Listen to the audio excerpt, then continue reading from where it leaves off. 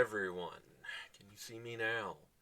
So, I was not really planning on putting out an extra video today. I already have one scheduled for this afternoon, later this afternoon, about whether the Banished can actually trust the Jackals in Halo Infinite, when Jackals are naturally distrustworthy. But then I jumped on Twitter to talk about that, and I got a little look at something shocking. It appears that Halo Infinite has been delayed. It came out just half an hour ago on Halo Waypoint, and we got it also here on the official Halo Infinite channel, that today they wanted to share an important Halo Infinite update. With the community, we have made the difficult decision to shift our release to 2021 to ensure the team has adequate time to deliver a Halo game experience that meets our vision. So that's it. It is official. Halo Infinite is not being released this year after all. It had already been pushed back once to try and shape it up. Now, due to the current pandemic that I'm not sure if YouTube will let me talk about or not, they kind of weeble wobble on that.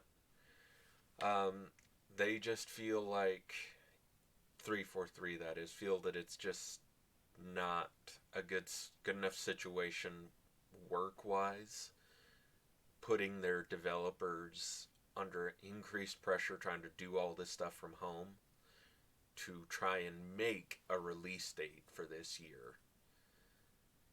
So, overall, this definitely... I mean, I'm a huge Halo guy. I'm not sure if you can see behind me or if you've seen any of my other videos of all the Halo books and comics and models and tattoos I have. I'm a bona fide Halo junkie, so this is crushing in one way for me, but in another, I feel as though this was probably the best case scenario.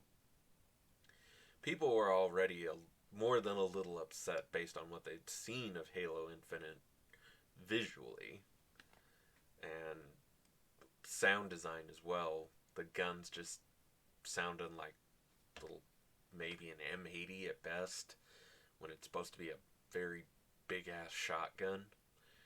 The visuals with all the texture pop in and just looking like something out of last gen as we're going into next gen.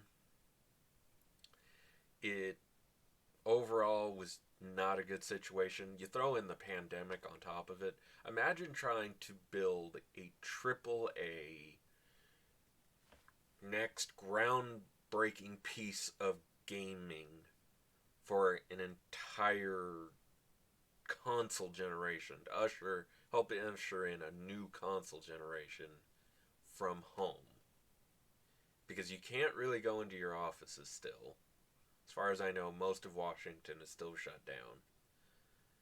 So the sheer amount of tools and networking needed to make a game like this normally, trying to do all that from your house, is insane. So overall, I want to say I appreciate what 343 and Microsoft are doing here.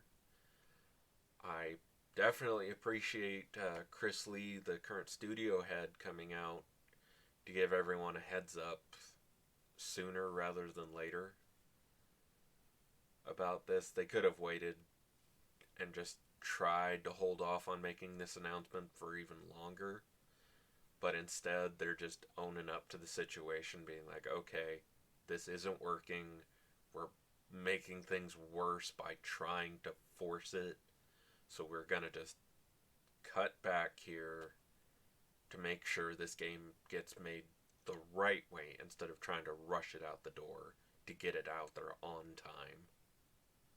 Because Because as they say here, the extra time will let us finish the critical work necessary to deliver the most ambitious Halo game ever at the quality we know our fans expect. Which, to me, always take longer to make the game so you can ship it in better quality.